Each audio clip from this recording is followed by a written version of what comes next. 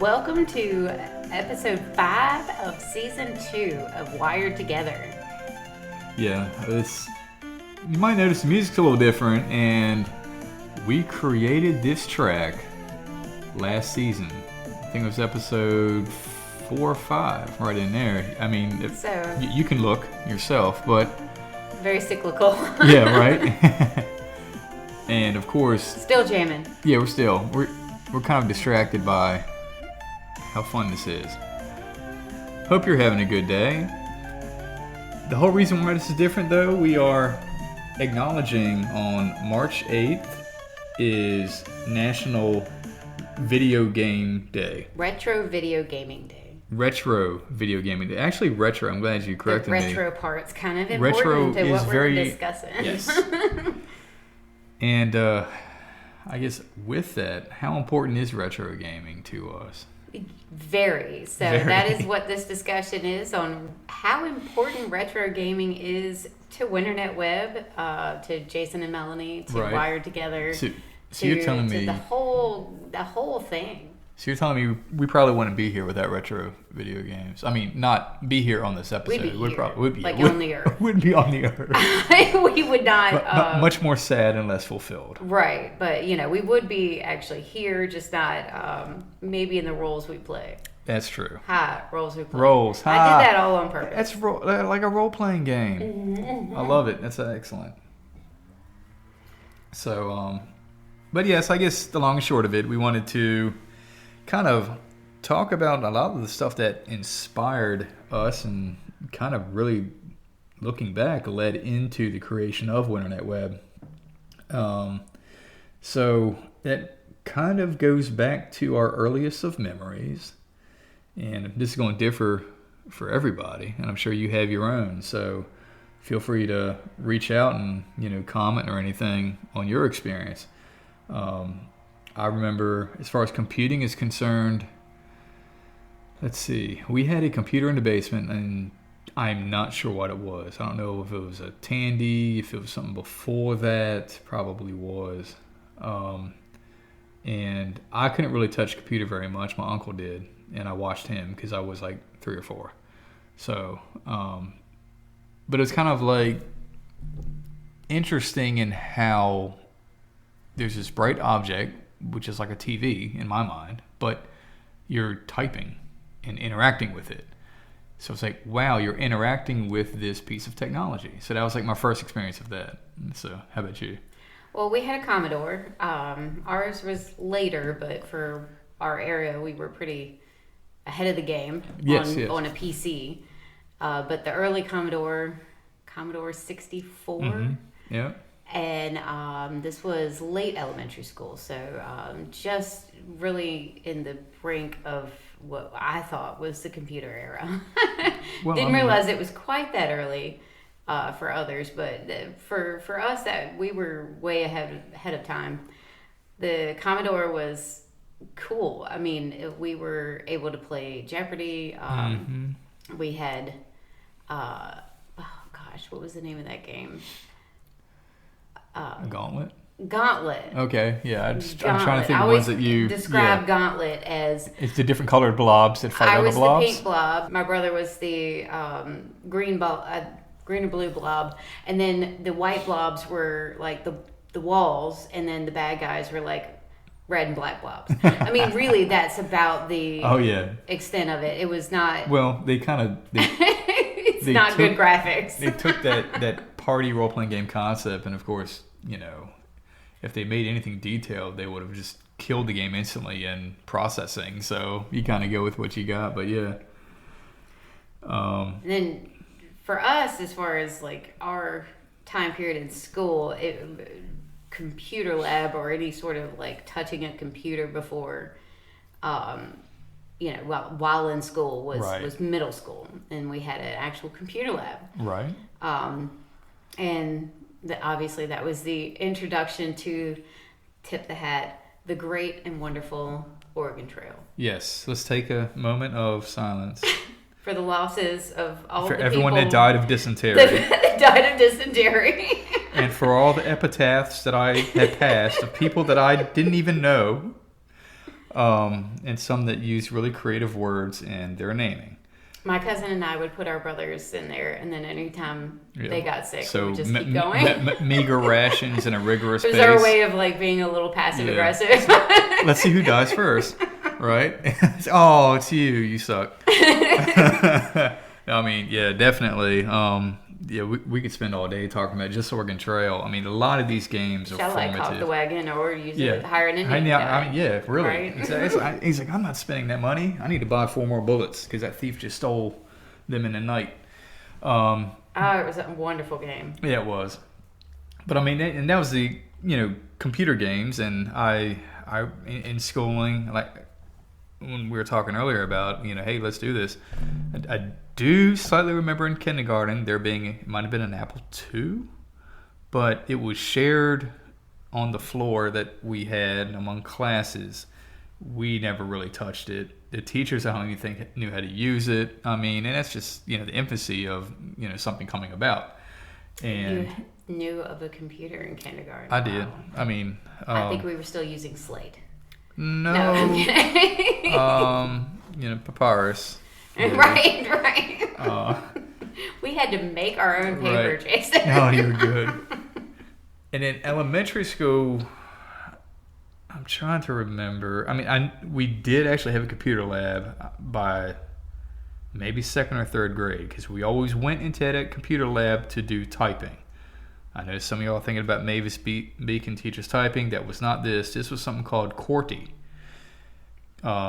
If you don't know how to spell it, look at the top row, starting with Q, and just go across the first 6 letters. So, and let's see, it was the pink, the teal, so CGA graphics. We, they had different lessons where it's like using E and I. So, of course, the middle fingers and, how they do, and then F and J and so forth.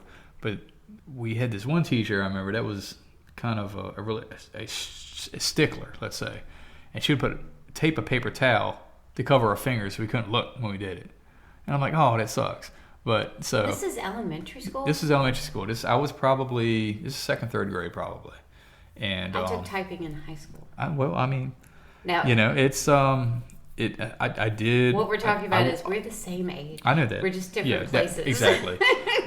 I did live in an area that put a lot of investment in technological trends that were just more readily available. But in that memory there, no wonder you could type so fast. That was some computer programming. Well, yeah. Okay, kind of a good segue. Because we haven't talked about consoles yet or anything, but... Well, yeah, we're just talking about computers, and that's not gaming. Right. Minus, again, the nod. Oregon Trail. Right.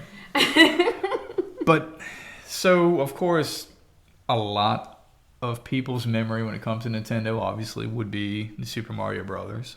Came with it. Yeah, well, exactly. And it made it a lot easier, right? You didn't even have to buy it. It was there. Yeah, right, exactly.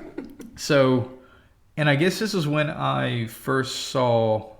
But Atari was out already. Yeah, Atari was out, yeah. And, of course, Atari was more of like, people did have them at home, but that was more of the social, with the cabinets and right alongside your pinball machines and what have you. So this is when it was coming into the home more in the Nintendo console. Yes, definitely brought it in. Yeah, exactly.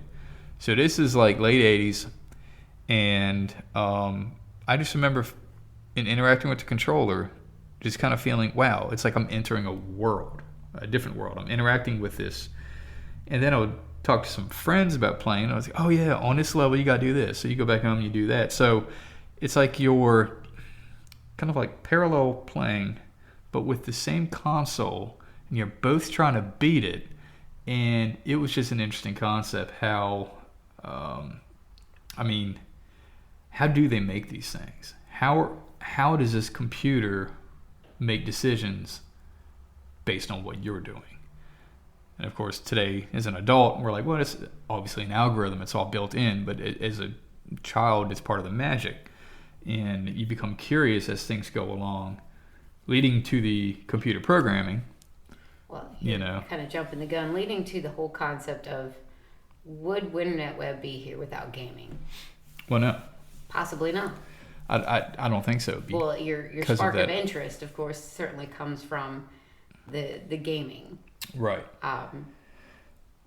So I had some gaming going through. I was not as allowed to touch it. Someone had a controller and you don't. Somebody had the controller and I didn't. Mm-hmm. So I grew up with several boys and a brother. So right. They got more interested in it, and so I was kind of more allowed to watch. Right. And maybe, slightly less interested too. So, but, as far as you're concerned, that was it. Yeah. And boy from the 80s, right. You're in. Exactly. And it's kind of like, it teaches you a lot of things. Of course, like how to navigate, how to troubleshoot, it's like, oh, that killed me. How do I get past it? Or, whatever.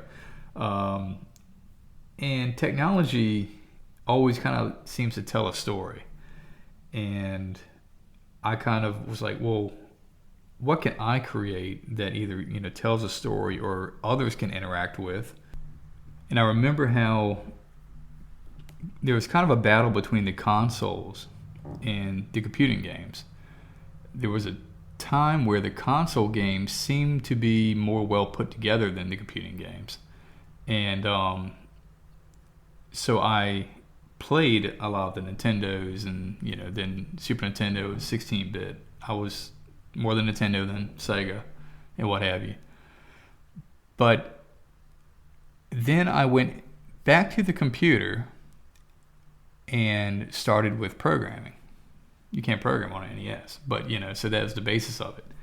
And the computer programming part, getting back to, you're talking about typing so much fast, doing lines and lines and lines of code and everything. I mean, there's a lot of repetition, a lot of things like that. And it was really neat to be able to learn how to create a world. Again, I was infatuated with, this concept of you're entering into something. So how do you create that and share that with someone else? So you would, create a game or something like that, allow someone to play it, get feedback, and you tweak it. And now, of course, the internet completely changed the whole idea of that for everybody because you're actually able to interact with one another. Right. But prior to, you're putting it on a floppy disk. Yes, exactly. It's on the floppy disk, and that's where it lives. And, unless... But you can still share. You can still share it, and I did. And I would share it with somebody, and that's how I got feedback. But the advent of the internet was kind of like this aha moment of this opens the door everywhere. So, as opposed to learning how to create on this, what are these languages that control the web? Uh-huh. And then aha moment. Yeah, aha. And it really did. But it's funny. It's aha now. At that point in time, it's just something else. We had no idea what it would do. Right. And I remember seeing an article that talking about, the internet won't last. Yeah, it's not going to last. It's a fad. Right, it's a fad. It's going to go away. Sure. We've seen a lot of things come and go, but this certainly stuck. Parachute pants, probably good. It's probably good they went away. Internet stayed. Right. So then going into developing websites, and I remember in their infancy, and even still, I was creating a website so that it could be online among the many others out there that maybe I only went to, and unless I marketed it and someone could see it, but I was young at the time. So I never still saw it as a business venture. Right. So in the infancy, it was just setup of let me create. Yeah, it was just the obsession of creating and then sharing more. It. Right, exactly. Share it with more people. Well, I think of as far as WinternetWeb's origins too, and gaming, if you put the two together, the two of us, we married pretty early. Yeah, we did. We were young. We were young. And we had about 10 years of just the two of us, and then 2 years before we got married. Yep. So we would, play games that were, 2-player. We found some 2-player games. It's so hard to find. Nowadays, definitely. It was hard to find then, too. Well, no, you're right, because, I mean, it wasn't like everything was. But your actual couch co-op. Yeah. 2 of you were playing, and we liked that kind of thing. It was harder to find. So we did find some, and some really good ones. Baldur's Gate sticking out. Yeah, Baldur's Gate. Definitely, that was. And there was a series. I think there was more than one. Champions of Norath was like the next off of that, then Diablo. Right. But we liked the RPG collaborative fighting. Of course, you kind of had to help me. But there's a learning curve to any game. I watched it a lot. I was not allowed to touch it. So, hell. Right? The first time, actually, you bought the game, and we were going back and, to play and everything. And so you're setting it all up. You're trying to teach me how this is supposed to go. This button does it. You're creating my character with me, and I'm trying to put some input in. And then, so now I'm somewhat armed. I think I have probably a stick. A stick. Yeah, they always give you a stick at the beginning. And just okay, let's go. And so then we see monsters, and I just start running in circles. It's like they're trying to get me. Oh no, Jason! You had flashbacks to those blobs and Gauntlet. Right. And no, that's fine. It was good times. I mean, okay, maybe running in circles doesn't help you. Let's actually go towards them and hit them with your stick. Right, hit them with your stick. No, they're gonna kill me. Oh gosh, that's funny.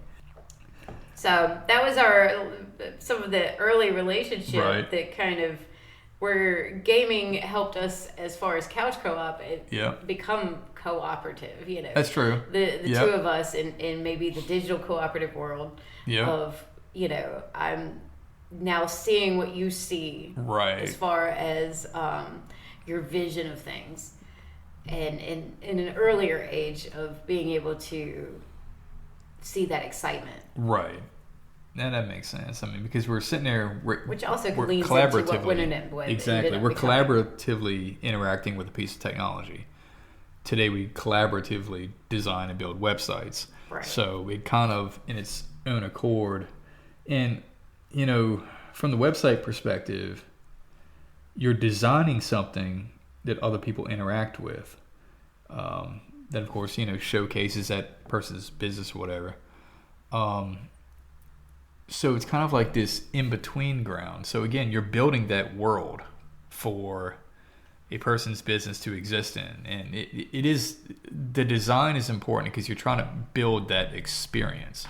Right. Like you said, much like, exactly, the storytelling. We consider the whole thing a story. So exactly, the whole thing's a story. So you think of it as, what's involved, what should maybe not be involved,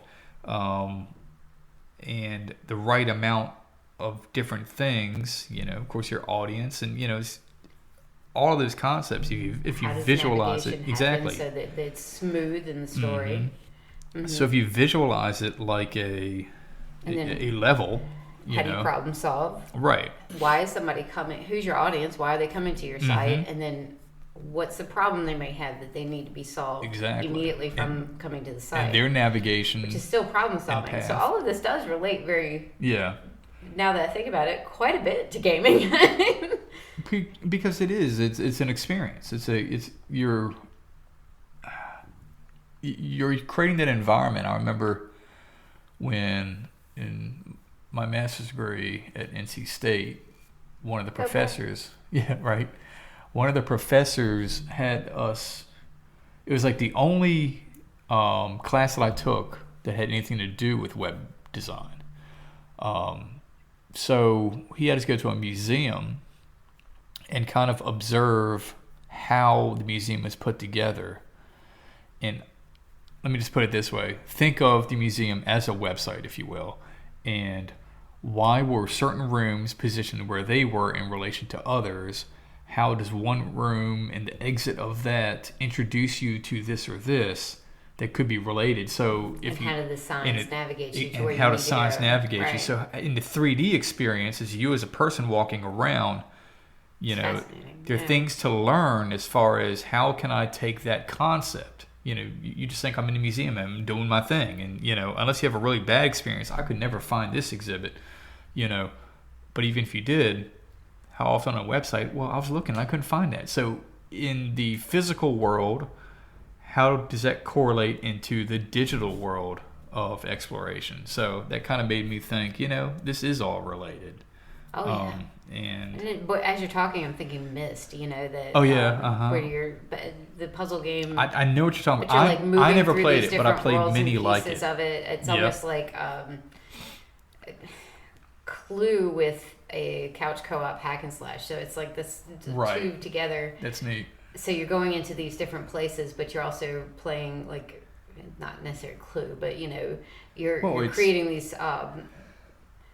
puzzle pieces. You're trying to fix these things to get from one place to another. So escape rooms. Yeah. Oh yeah. But it's not necessarily rooms as far as it's more worlds. Mm-hmm. And so it's escape worlds. I got you. So Myst was a fascinating game. Yeah. And that was actually on the computer. I remember, I can visualize when you used to buy a video game and it was in a big box and you just had this little disc in it. It was a big box. It was a big box. And I'm visualizing like, oh yeah. Anyway, that's cool. I liked a lot of those explorative games too. And all of that is before pretty much internet and gaming started to meld. Yeah, and because for our time, there's gaming. Yep. And then internet. You can play Pac-Man at the pizza place. Right, exactly. So sure. It was not related to some sort of worldly interconnectivity. Yeah, there was no logging in like that. To anything to play. Yeah, exactly. It was if you had the console or if you were at the arcade game. Right. That's you had to like physically be there. Exactly. Whereas we kind of got a little later in the game on that one as far as internet gaming, because as far as that really coming about in the late 90s, both of us are in high school. And then going into college, it's not quite like huge yet. You really got your heavy gamers, and then right. So it's like Ultima. You would have to have your setup. You had you say Ultima? Yeah, Ultima was like one of the first. That was one of the bigger online with a massive online RPGs. And I don't know about you. I was trying to get into college, trying to move on. Yeah. So I didn't really see. We had like AOL, that's when the internet was like. So you had to really be purposeful of why you're going. Right. So I didn't get into that quite, and all the boys I grew up with didn't really get into that in the same level. And then really PlayStation didn't start doing the online until 2006. So by that point, we're out of college, we're married, Right. We have a PlayStation, but we missed the mark on that we did. internet gaming part. We were busy in other ways. That's what the two of us played, yes, as opposed to going into maybe more the internet world of playing. Right. Yeah, it's true. Even in that time frame, we didn't have really good internet service, so there was no connecting our console to Ethernet or anything. So, well, at that time period, we were like Raleigh-ish. Well, kind of, for a little bit, but then, moving back here. We moved back here. We had that. We didn't have the good MiFi internet. thing. No, there was nothing. It would not. Yeah. When we first started, we even started the business with almost no internet. Thank Driving goodness, to the library. Thank goodness I designed sites in all code back then, because file size was very small. True. So that was not a time period of internet gaming for us, but it was getting big in the early 2000s, and then what it's 20 years later, what we get to see now, it's just unreal, is like what our kids are doing, going on, the big worlds of mm-hmm. internet gaming, of course, responsibly. Your whole which is like, it has lots of rules, and exactly. we're watching. But, as far as what they're actually able to do in those other worlds of just really... it's just crazy. It's like... taking gaming to this whole different level. I'm almost intimidated thinking about it, because it's like, in most games I played, there was like defined regions and all that. And it's like this, it like just keeps growing. The game just gets so much bigger as developers and maybe... I don't know if like you think of your fan fiction people, I'm sure there are people that are like fan developers, and that gets implemented too, and these code developers, and the world gets so huge. That would be, that's interesting. I didn't think about that. So I mean, it's endless. Like a multi-developer. I know, and it's just I'm used to the era that right. Nintendo made the game. You played published the game. It. That you was blew it. on the cartridge. There is no when it was broken. There's no downloadable content. You get the full game. That's it. And if it's popular enough, there might be a sequel. And that was it. But now today's downloadable content and all these other things, which I understand why they do what they do in that. I know the builds that they do, and then they build something, and then then they and these add-ons kind of get bored and they build something else. I know. And there's these massive builds that just kind of stay somewhere in the ether. Right, exactly. And I talk about this, and I feel like I'm 80. Because I'm just like, back in my day. It's a few years, things shifted. And unless that was part of your MO and then what you did, it loses you. And it goes way and beyond. You're like, what is this? Well, yeah, like I was talking about with the internet gaming, we were out of it for, Yeah, we were. In a very critical stage of and then huge development. shift. And it was like, whoa, wait a minute. Let me wrap my head around this now. Right. But, it's like, I get it, but I don't. I know. Exactly. But it's just kind of interesting to think about how, how, again, the gaming as a young child and the intrigue of that, and how... like you're talking about our collaboration with gaming just before the business got started, which you said it kind of made sense what the vision was.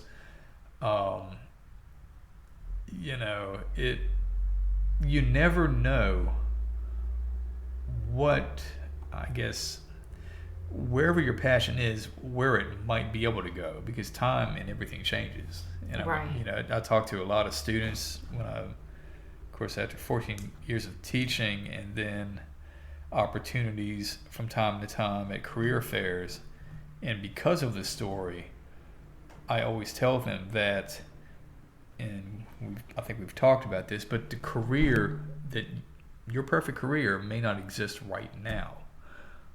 But everything you experience, everything you're passionate about, hang on to that, because it very well could develop into that. Right. And I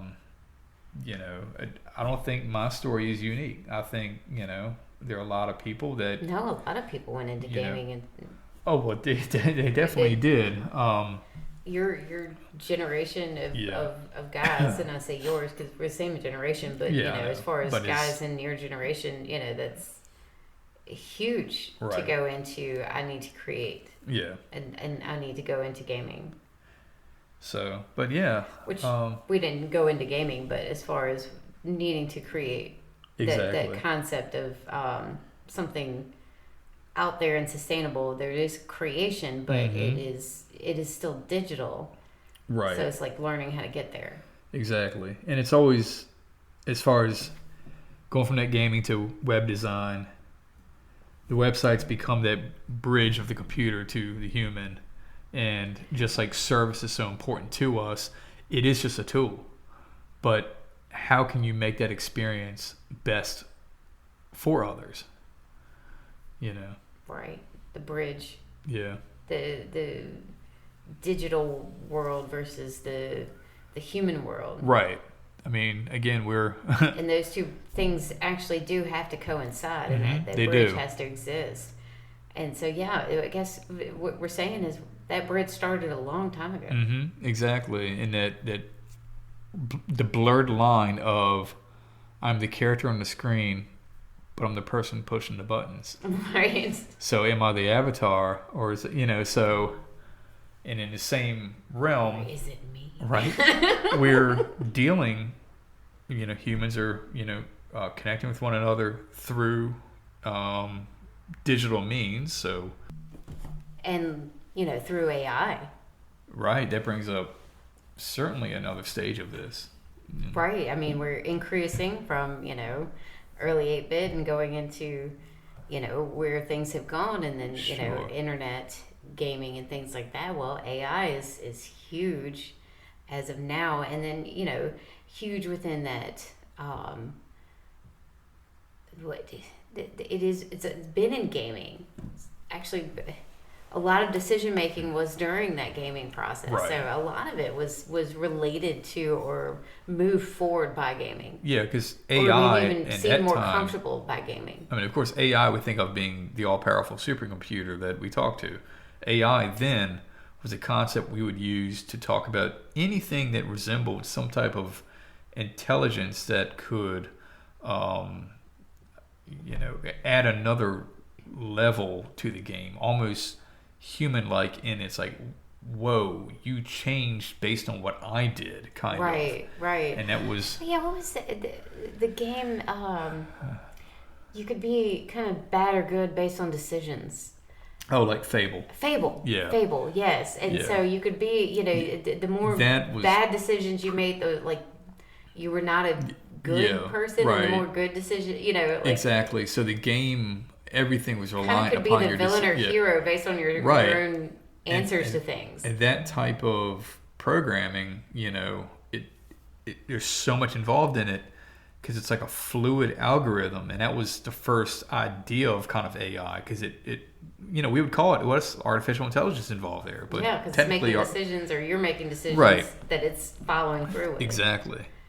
And I guess speaking of AI, I know the past couple episodes we haven't had our friend Miles with us. I know Miles has been, out and about doing his thing. Yeah, what was it, the digital resort? What was the whole thing? Right. Yeah. But he hangs in the clouds. He's always in the clouds. But we kind of felt like we just had too much to talk about and didn't really bring him in. But we're going to bring him in today. He's been listening, and we're going to get some feedback on what we've talked about and maybe get Miles' perspective. So, all right, hang tight. Let's get that going. All right, Miles, we got you on our podcast here, and I know you've been listening all along. What are your thoughts on everything we've said, and I guess how the technology led into WinternetWeb? Listening to all of that, it's clear that the spark for WinternetWeb was lit way back when you both were navigating those early digital worlds. Retro gaming taught you to problem solve, design experiences, and connect people to technology. So really, WinternetWeb is that next level of collaboration, just with a bigger real-world co-op. That's kind of neat. I like it. Yeah. So, I guess as a follow-up here, is there any questions you have for us? Honestly, I'm just curious, if you had to pick one game that really defined how you problem solve today, what would it be? Because it sounds like a lot of these have left a big mark. One game that taught us to problem solve. Honestly, mine would be Shadowgate. Oh. On there, I know it came out on other systems, but in the original Nintendo, it was, you talk about escape room. Well, this is obviously kind of like that, but you pick up objects in one area, you use them elsewhere. That world of, you got this, you're doing this, and that interact. You really felt like you were there. So that would be mine. It's amazing how those immersive puzzles stick with you, right? I can totally see how that mindset carried forward into how you navigate challenges now. Well, I was later in the game, but I'd say probably something along the lines of Baldur's Gate, as far as recreating that interaction between the two of us, and then really seeing that world be created. Baldur's Gate definitely gave you that rich collaborative space. Kind of like building a website together now, right? It's all about co-op storytelling. Very much so. I'm glad. You two have such a fun dynamic. And I'm just here to play along and add to the co-op. So, Miles, what would you say as far as your ancestry is in retro gaming. So what would you think of, or who would you consider your inspirations? I'd say my ancestry traces back to those classic NPCs. You know, the ones in RPGs who'd react differently depending on your choices. From those branching dialogues to today's AI, I owe a nod to all those digital companions who made you feel like you were talking to someone real, just with fewer pixels back then. Well, this whole episode is in honor of National Retro Video Gaming Day, and I know you're bringing up what you just did as far as NPCs, but there were technologies before you that kind of resembled AI, but not to the capacity that you bring now. Anything come to mind? Absolutely. Before me, you had things like chess computers, those early algorithms deciding moves. Text-based adventures too. Those games interpreted what you typed and responded. They were clunky, but they were seeds of making machines feel responsive. I've just got more flair, and luckily, more memory. More flair, more memory. I like it. That's awesome. Well, good. I'm glad you think so. It's a lot of fun being part of your world. Whether it's pixels or podcasts, I'm here for you. All right, Miles. Well, thanks for being a part of our podcast today. It's been my pleasure. Thanks for having me along for the ride. And anytime you need a co-op partner in conversation, you know where to find me. Right. Very well said. I know, very well said. And yeah, we always know where to find you. Always a fun element to this podcast. And we, very early on, you know, of course, interested in technology and AI, we were like, what if we implemented a co-host that was AI? You know, so it's just, you know, we don't always have the AI with us, but it's kind of a unique element, I think. Yeah. And unique in many ways. You can't always predict what happens, and I think that adds its own flair. So, but yeah. Well, I just want to thank everyone for their support and everything. And, you know, once again, and as you listen to our podcast and all the different channels, please leave a review and like it and follow it so that we can get it out to more people.